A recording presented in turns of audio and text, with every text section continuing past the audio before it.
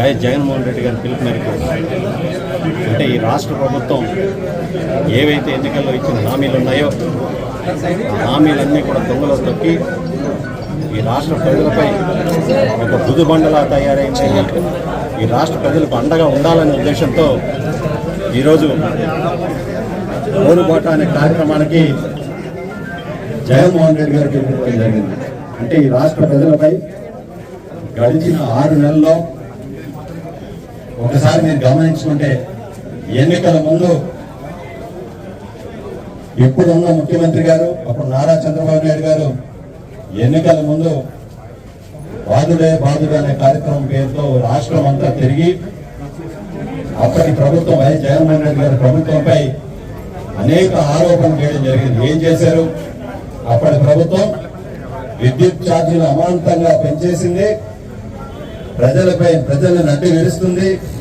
మా ప్రభుత్వం వస్తే ₹1 కూడా పెంచబోం, అవసరమైతే తగ్గిస్తాం, వినియోగదారులు విద్యుత్ అమ్ముకునేలా చేస్తాం, సంపద సృష్టిస్తాం, టెక్నాలజీ ఉపయోగిస్తామని అనేక రకాలుగా మాటలు చెప్పి మభ్యపెట్టి తీరా అధికారంలోకి వచ్చిన తర్వాత ఈరోజు ఒకసారి మనం గమనించుకుంటే నవంబర్ డిసెంబర్ నెలలకే ₹1.27 పెంచి దాదాపు 6,072 కోట్ల రూపాయలు ఈ రాష్ట్ర ప్రజలపై భారం వేసింది ఈ కూటమి ప్రభుత్వం. అంతేకాకుండా వచ్చే జనవరి నుంచి మరో 92 పైసలు పెంచి మరో 9,400 కోట్ల రూపాయలు ఈ ప్రభుత్వం భారం ప్రజలపై వేయబోతుంది.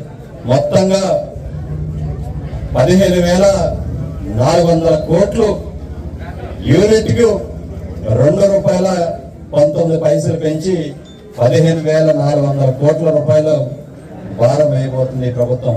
దీనికి నిరసనగా ఈరోజు జగన్మోహన్ రెడ్డి గారి పిలుపు మేరకు రామచంద్రపురం నియోజకవర్గంలో ఈ రాష్ట్రంలో ఉన్నటువంటి ప్రజలకు అండగా ఉండాలనే ఉద్దేశంతో పెద్ద ఎత్తున కార్యక్రమం చేసి డిఈ గారికి వినతి పత్రం సమర్పించడం జరిగింది. ఏదైతే ఎన్నికల్లో మీరు హామీలు ఇచ్చారో ₹1 కూడా పెంచమని, అవసరమైతే తగ్గిస్తామని చెప్పి హామీ ఇచ్చారో ఆ హామీలు నిలబెట్టుకోండి అని ఈరోజు వినతి పత్రం ఇస్తూ ఖచ్చితంగా విద్యుత్ ఛార్జీల్ని పెంచిన విద్యుత్ ఛార్జీని తగ్గించే వరకు, రోల్ బ్యాక్ చేసే వరకు వైఎస్ఆర్ కాంగ్రెస్ పార్టీ నిద్రపోదు. ఈ రోజు నియోజకవర్గంలో నిరసన కార్యక్రమం చేపట్టాం. అవసరమైతే అన్ని జిల్లాల వ్యాప్తంగా నిరసన కార్యక్రమాలు చేపడతాం. ఇంకా తగ్గకపోతే రాబోయే రోజుల్లో సెక్రటేరియట్ ముందు కూడా నిరసన కార్యక్రమం చేపడతాం అని సందర్భంగా ఈ ప్రభుత్వాన్ని హెచ్చరిస్తూ ఖచ్చితంగా మీరు తగ్గించే వరకు మేమందరం కూడా నిద్రపోం, ప్రజలకు అండగా ఉంటామని సందర్భంగా మీ అందరూ కూడా మనవి చేసుకుంటూ సెలవు తీసుకుంటాము.